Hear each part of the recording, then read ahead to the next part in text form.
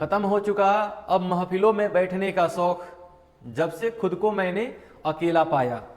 तो नमस्कार प्रणाम, आप सभी बच्चों का बहुत बहुत स्वागत है आपके अपने प्यारे से यूट्यूब चैनल एनटीए वाला में। जैसे कि 10th का बायोलॉजी मैंने स्टार्ट किया और बोला कि बहुत जल्दी इसको खत्म भी कर देंगे। तो जैव परिक्रम में आप भी जानते हैं कि 4 पार्ट होता है। 4 पार्ट में हमने आपको पोषण बता दिया, उसके व्याख्या और उसका ऑब्जेक्टिव दोनों। उसके बाद से परिवहन का हमने क्या किया, उसका मतलब जो भी व्याख्या था वो भी बता दिया और साथ में उसका ऑब्जेक्टिव भी। और आज हम लोग के उसके तीसरे खंड यानी कि उत्सर्जन, आज हम लोग बाबू क्या पढ़ने जाएंगे, आज हम लोग पढ़ने जाएंगे उत्सर्जन। बहुत इंपॉर्टेंट चैप्टर है ये, उत्सर्जन बहुत इंपॉर्टेंट चैप्टर है। इसको आज हम लोग क्या करते हैं, खत्म करते हैं। और उत्सर्जन, सबसे पहले इसको समझते हैं बाबू कि उत्सर्जन का मतलब होता क्या है।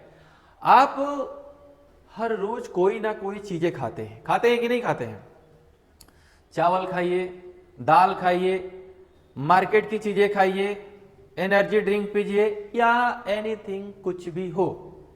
क्या कभी आपने सोचा है कि इसके खाने से हमारे शरीर पे क्या असर पड़ने वाला है और इसमें ऐसी क्या क्या चीजें पाई जाती है जो हमारे शरीर को नुकसान पहुंचा सकती है? खैर सोचा भी होगा, इसमें कौन सी बड़ी चीज है। लेकिन आज हम लोग सोचेंगे उत्सर्जन के बारे में, इससे उसका लिंक क्या है। अब चलो एक छोटा सा एग्जाम्पल देते हैं।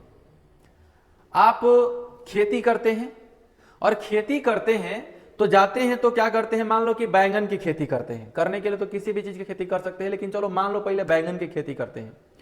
आप देखिएगा बैंगन एक ऐसा सब्जी है जिसमें हर 2 दिन के बाद से दवा का छिड़काव करना पड़ता है। और बाबू आज दवा का छिड़काव कर तो पता चलता है कल उसमें का इतने वाला बैंगन इतने वाला हो गया है, ठीक ना।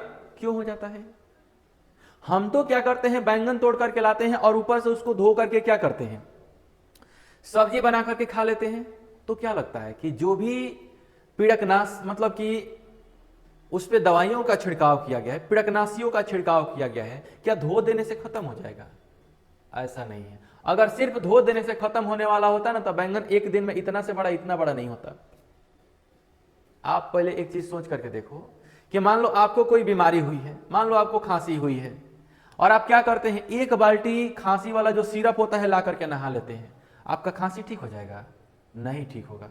आपका खांसी तबे ठीक होगा जो आपके शरीर के अंदर ब्लड में वो दवा जाएगा, घुलेगा, मिलेगा, तो उसमें क्या बैक्टीरिया वायरस जो भी उसको मारेगा। ऐसा नहीं है कि नहा लीजिएगा उससे तो आप ठीक हो जाइएगा, ऐसा नहीं है, ठीक ना। उसी प्रकार से किसी भी दवाओं का हम लोग प्रयोग करते हैं तो होता क्या है कि वो दवा उसके अंदर चला जाता है और तब जाकर के उसको फायदा करता है। आलू हो, परवल हो, करेला हो, बैंगन हो, किसी भी प्रकार की खेती हो, तो यह जो अपशिष्ट है हमारे शरीर के अंदर चला गया। मार्केट में गए, जिलेबी खाए, जिलेबी में जो तेल है, जिस तेल में क्षमता है, क्या उसकी गारंटी, क्या उसकी प्योरिटी है। पकौड़ी खाते हैं, मोमोज खाते हैं, बर्गर खाते हैं, एग रोल खाते हैं, बहुत सारी चीजें, क्या उसकी प्योरिटी है ये तो पता आपको नहीं है। तो उसमें कि जितना भी अपशिष्ट है ना आपके बॉडी के अंदर जाकर के जम जाता है, और किसी में तो इतना जम जाता है ना कि उसका शरीर पूरा फैटी हो जाता है, ठीक ना, ओबेसिटी का शिकार हो जाता है वो।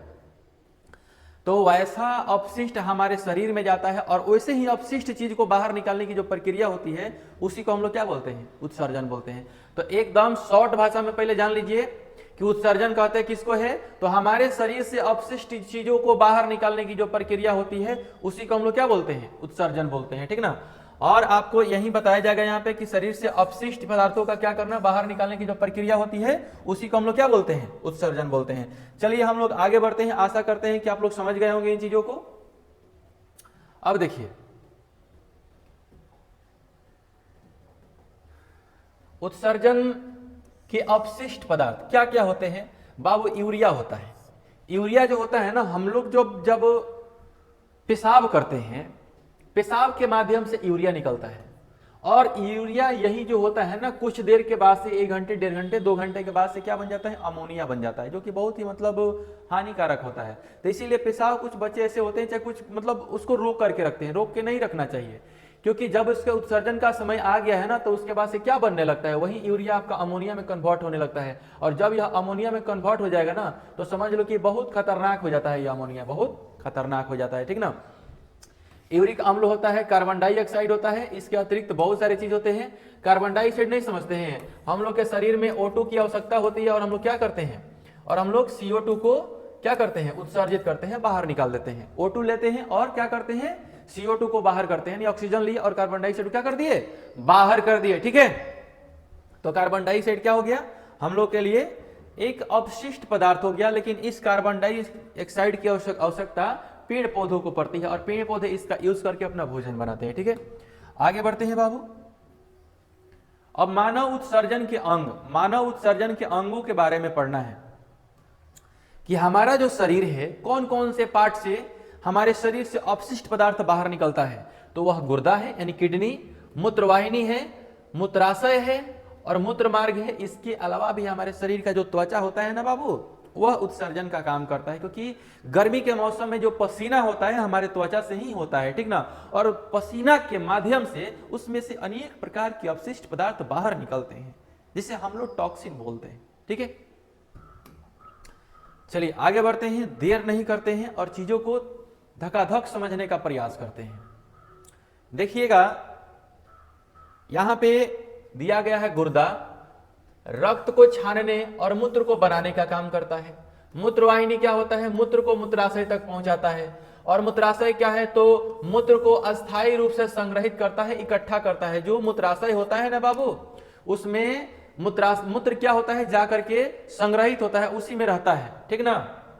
और मूत्र मार्ग का काम क्या है, मूत्र को शरीर से बाहर निकाल देना। ठीक है, कहना है कि हमें क्या जरूरत साज और श्रृंगार की, हमें क्या जरूरत साज और श्रृंगार की, तेरे नाम का एक मंगल सूत्र ही काफी है हमें संवारने के लिए। हमें क्या जरूरत है तेरे साज और श्रृंगार की, तेरे नाम का एक मंगल सूत्र ही हमें संवारने के लिए काफी है। कितना सुंदर सा यह पंक्ति है, कोई संवर जाते हैं तो कोई बिगड़ जाते हैं, ठीक ना।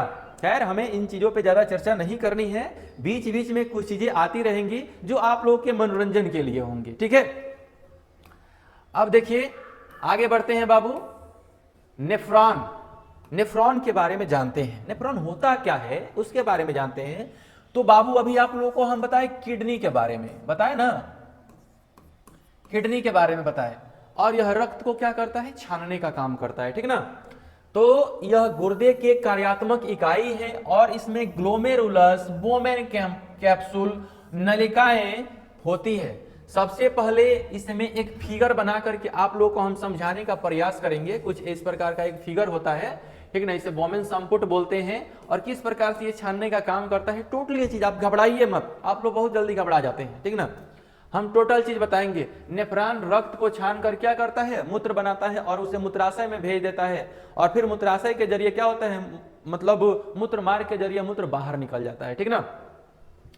अब इसका काम क्या होता है, मूत्र का निर्माण का 3 चरण होता है। पहले छानना, फिर पुनः अवशोषण। देखिए होता क्या है ना कि जब मूत्र को छाना जाता है तो कुछ इंपॉर्टेंट चीजें भी उसमें चली जाती है, तो फिर से उसके पुनः अवशोषण, फिर से वो क्या करता है, खींच लेता है और फिर श्रवण, फिर उसको बाहर निकाल देता है, ठीक ना,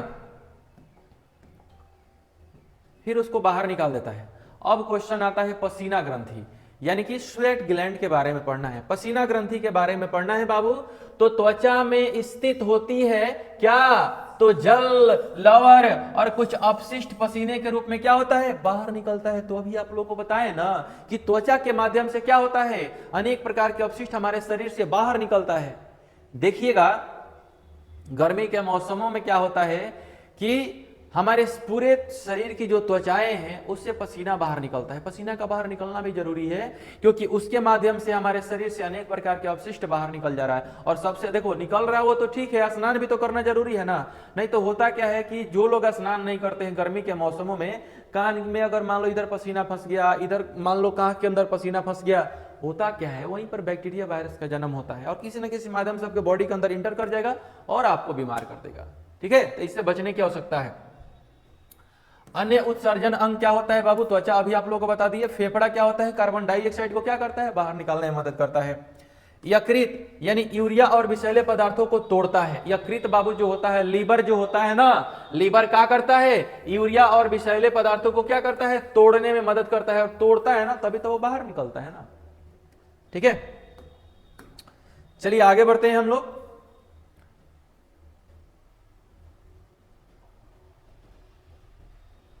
कितना सुंदर पंक्ति है कि जिंदगी में आप कितनी भी बार हार जाओ, जिंदगी में आप कितनी भी बार हार जाओ, लेकिन एक चीज ध्यान रखना, आप हारने के लिए पैदा नहीं हुए हो, आप जीतने के लिए पैदा हुए। तो मन में एक दृढ़ संकल्प होना चाहिए ना जीतने के लिए। आखिर ऐसे ही हो जाएगा। सपने देखने का अधिकार उसी को है जो उसे पूरा करने के लिए क्या करे, मेहनत करे। ठीक है बाबू।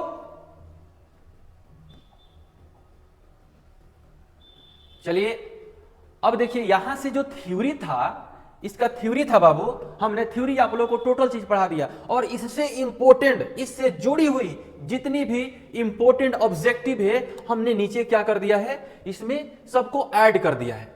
सबको क्या कर दिया है, ऐड कर दिया है। ठीक ना। आप यहां पर देख सकते हैं जितना भी इसका इंपॉर्टेंट ऑब्जेक्टिव है, इसमें आप लोगों को टोटल मिल जाएगा। ठीक ना। सारा के सारा इंपॉर्टेंट है। जो आने वाले जो पिछला जो 10 साल का एग्जाम हुआ है ना, उसी में से इस ऑब्जेक्टिव मतलब कि क्वेश्चन को निकाला गया है। तो बहुत इंपॉर्टेंट है ये। तो इसको हम अगले वीडियो में क्या करेंगे, उसको बताएंगे आप लोगों को। अगले सेशन में इसको कंप्लीट करेंगे। हमें लगता है आज के लिए इतना काफी है। जय हिंद, जय भारत।